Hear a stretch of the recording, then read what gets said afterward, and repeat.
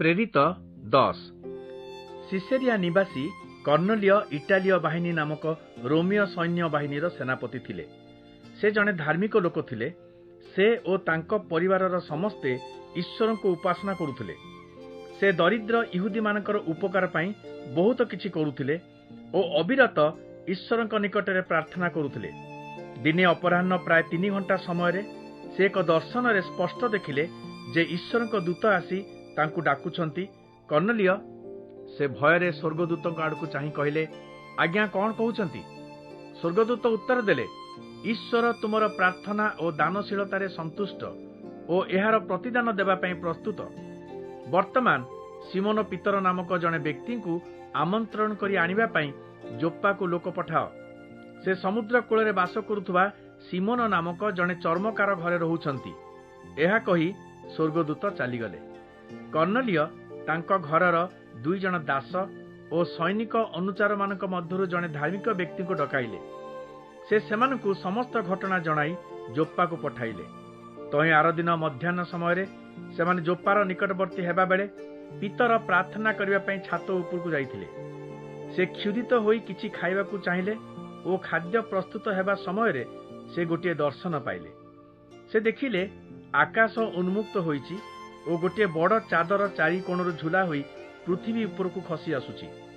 ସେଥିରେ ନାନା ପ୍ରକାର ପଶୁ, ସରୀସୃପ ଓ ବନ୍ୟ ପକ୍ଷୀ ଅଛନ୍ତି। ପୁଣି ସେ ଗୋଟିଏ ବାଣୀ ଶୁଣିଲେ, ପିତର, ଉଠ, ବଧ କରି ଖାଅ। କିନ୍ତୁ ପିତର କହିଲେ, ନା ପ୍ରଭୁ, ମୁଁ ପାରିବି ନାହିଁ। ମୁଁ କେବେ କୌଣସି ଅଶୁଚି ବା ଅପବିତ୍ର ବସ୍ତୁ ଭୋଜନ କରିନାହିଁ। ଆଉ ଥରେ ସେ ଶୁଣିଲେ, ଈଶ୍ୱର ଯାହାକୁ ସୂଚୀ କରିଛନ୍ତି ତୁମେ ତାହାକୁ ଅଶୁଚି ମନେ କର ନାହିଁ। 3 ଥର ଏପରି ହେବା ପରେ ଚାଦରଟି ଆକାଶକୁ ଉଠାଇ ନିଆଗଲା। ପିତର ତାଙ୍କ ଦର୍ଶନର ଅର୍ଥ କଥା ଭାବି ଆଶ୍ଚର୍ଯ୍ୟ ହେଲେ। ଏହି ସମୟରେ କର୍ଣ୍ଣଲିୟ ଯେଉଁମାନଙ୍କୁ ପଠାଇଥିଲେ ସେମାନେ ସିମୋନଙ୍କ ଘରର ସନ୍ଧାନ ପାଇ ଫାଟକ ପାଖରେ ଠିଆ ହୋଇଥିଲେ। ସେମାନେ ପଚାରିଲେ, ସିମୋନ ପିତର ନାମରେ ଏଠାରେ ଜଣେ ଅତିଥି ଅଛନ୍ତି କି?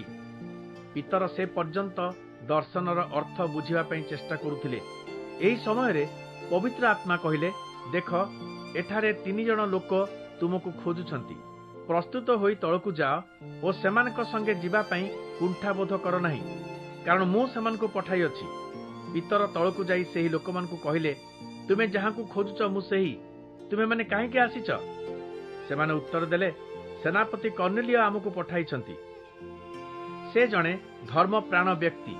ସେ ଈଶ୍ୱରଙ୍କୁ ଆରାଧନା କରନ୍ତି ଓ ଇହୁଦୀମାନେ ସମସ୍ତେ ତାଙ୍କୁ ବିଶେଷ ଭକ୍ତି କରନ୍ତି। ଆପଣଙ୍କୁ ତାଙ୍କ ଘରକୁ ନିମନ୍ତ୍ରଣ କରି ଆପଣଙ୍କର ଶିକ୍ଷା ଶୁଣିବା ପାଇଁ ଈଶ୍ୱରଙ୍କ ଜଣେ ଦୂତ ତାଙ୍କୁ ଆଦେଶ ଦେଇଛନ୍ତି। ପିତର ସେମାନଙ୍କୁ ଭିତରକୁ ଡାକି ନେଇ ସେ ରାତ୍ରିଟି ସେଠାରେ କଟାଇବା ପାଇଁ ଅନୁରୋଧ କଲେ। ତହିଁ ଆରଦିନ ସେ ପ୍ରସ୍ତୁତ ହୋଇ ସେମାନଙ୍କ ସହିତ ଗଲେ। ଯୋପ୍ପାର କେତେଜଣ ବିଶ୍ୱାସୀ ମଧ୍ୟ ସେମାନଙ୍କ ସାଙ୍ଗରେ ଗଲେ। ପରଦିନ ସେମାନେ ସିସେରିଆରେ ପହଞ୍ଚିଲେ। ସେଠାରେ କର୍ଣ୍ଣଲିୟ ତାଙ୍କର ନିକଟତମ ବନ୍ଧୁ ଓ ଆତ୍ମୀୟମାନଙ୍କ ସହିତ ପିତରଙ୍କ ଅପେକ୍ଷାରେ ଥିଲେ। ପିତର ଭିତରକୁ ଯିବା ସମୟରେ କର୍ଣ୍ଣଲିୟ ତାଙ୍କୁ ସାକ୍ଷାତ କରି ତାଙ୍କ ପାଦ ତଳେ ପଡ଼ି ପ୍ରଣାମ କଲେ। କିନ୍ତୁ ପିତର ତାଙ୍କୁ ଉଠାଇ କହିଲେ, ଠିଆ ହୁଅ, ମୁଁ ନିଜେ ଜଣେ ମନୁଷ୍ୟ ମାତ୍ର। ପିତର କର୍ଣ୍ଣଲିୟଙ୍କ ସହିତ କଥାବାର୍ତ୍ତା କରୁ କରୁ ଘର ଭିତରେ ପ୍ରବେଶ କଲେ ଓ ସେଠାରେ ଅନେକ ଲୋକଙ୍କୁ ଏକତ୍ରିତ ହୋଇଥିବାର ଦେଖି ସେମାନଙ୍କୁ କହିଲେ, ତୁମେମାନେ ଭଲ ରୂପେ ଜାଣ, ଜଣେ ଇହୁଦୀ ତାର ଧର୍ମବିଶ୍ୱାସ ଅନୁଯାୟୀ ଅଣ ଇହୁଦୀ ଲୋକମାନଙ୍କ ସହିତ ମିଳାମିଶା କରିପାରେ ନାହିଁ। କିନ୍ତୁ ଈଶ୍ୱର ମୋତେ ଜଣାଇଛନ୍ତି କାହାରିକୁ ଅଶୁଚି ବା ଅପବିତ୍ର ମନେ କରିବା ଉଚିତ ନୁହେଁ। ତେଣୁ ତୁମେ ଯେତେବେଳେ ମୋତେ ଡକାଇଲ ମୁଁ କୌଣସି ଆପତ୍ତି ନ କରି ଆସିଲି। ମୁଁ ଜାଣିବାକୁ ଚାହେଁ, ତୁମେ କାହିଁକି ମୋତେ ଡକାଇଲ? କର୍ଣ୍ଣଲିୟ କହିଲେ, 3 ଦିନ ତଳେ ପ୍ରାୟ ଏହି ସମୟରେ ଅପରାହ୍ନ 3 ଘଣ୍ଟା ବେଳେ ମୁଁ ମୋ ଘରେ ପ୍ରାର୍ଥନା କରୁଥିଲି। ହଠାତ୍ ଶୁଭ୍ର ବସ୍ତ୍ର ପରିହିତ ଜଣେ ବ୍ୟକ୍ତି ମୋ ସମ୍ମୁଖରେ ଠିଆ ହୋଇ କହିଲେ, କର୍ଣ୍ଣଲିୟ, ଈଶ୍ୱର ତୁମର ପ୍ରାର୍ଥନା ଶୁଣିଅଛନ୍ତି ଓ ତୁମର ସେବା କାର୍ଯ୍ୟ ଲକ୍ଷ୍ୟ କରିଛନ୍ତି। ସିମୋନ ପିତର ନାମରେ ଜଣେ ବ୍ୟକ୍ତିଙ୍କୁ ଆଣିବା ପାଇଁ ଯୋପ୍ପାକୁ ଲୋକ ପଠାଅ। ସେ ସମୁଦ୍ର କୂଳ ନିବାସୀ ଚର୍ମକାର ସିମୋନ ଘରେ ଅତିଥି ହୋଇଛନ୍ତି। ତେଣୁ ସଙ୍ଗେ ସଙ୍ଗେ ମୁଁ ଆପଣଙ୍କୁ ଡକାଇଲି ଓ ଆପଣ ଦୟାକରି ଆସିଛନ୍ତି। ପ୍ରଭୁ ଆପଣଙ୍କୁ ଯାହା କହିବା ପାଇଁ ନିର୍ଦ୍ଦେଶ ଦେଇଛନ୍ତି ତାହା ଶୁଣିବାକୁ ଆମେ ସମସ୍ତେ ବର୍ତ୍ତମାନ ଈଶ୍ୱରଙ୍କ ସାନ୍ନିଧ୍ୟରେ ଉପସ୍ଥିତ ଅଛୁ। ପିତର ଶିକ୍ଷା ଦେବାକୁ ଆରମ୍ଭ କରି କହିଲେ, ବର୍ତ୍ତମାନ ମୁଁ ବୁଝିପାରୁଛି ଯେ ପ୍ରକୃତରେ ईश्वर समस्त को समान भाव देखती। जे कौनसी जातिर जे कौनसी लोक प्रभुंकर उपासना कले और तांको दृष्टि सत्कर्म कले प्रभु ताहाकु ग्रहण करती। तुम्हें माने जानिछ जे ईश्वर इस्राएलिय मानक निकट को जो वार्ता प्रेरण करथिले ताहा ही यीशुंक द्वारा घोषणा करा जाइथिबा शांतिर वार्ता।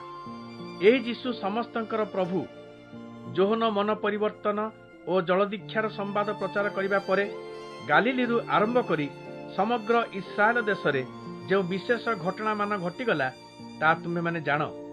तुम्हें माने नाजरीतर यीशुंक विषय और ईश्वर किपरि तांको उपरे पवित्र आत्मा और शक्ति ढाली देइथिले ताहा जान। से सबुआडे जाई महत् कार्य साधन कले, शयतानर कबल रे थिबा लोकंकु सुस्थ कले, कारण ईश्वर तांको सहित थिले।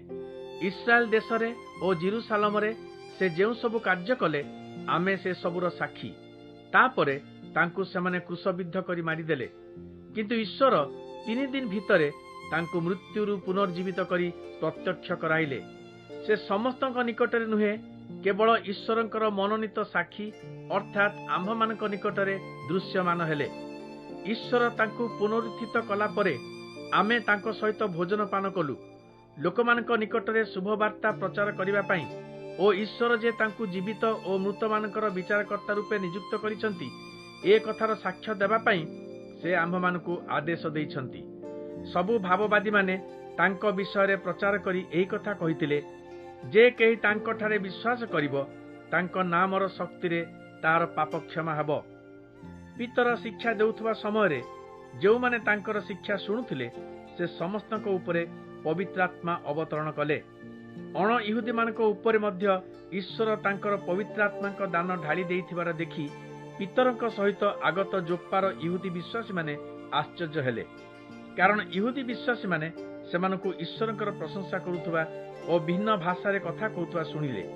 पितर कहिले आम परी एही लोक माने मध्य पवित्र आत्मा पाइछंती, जल दीक्षा नेबा पई केही कोन सेमानकु बाधा देई पारे? तेनु से सेमानकु यीशुख्रीष्टक नाम रे जल दीक्षा नेबा पई आदेश देले। तापरे सेमाने तांकु आउ किछि दिन सेमानक सहित रहिबाकु अनुरोध कले।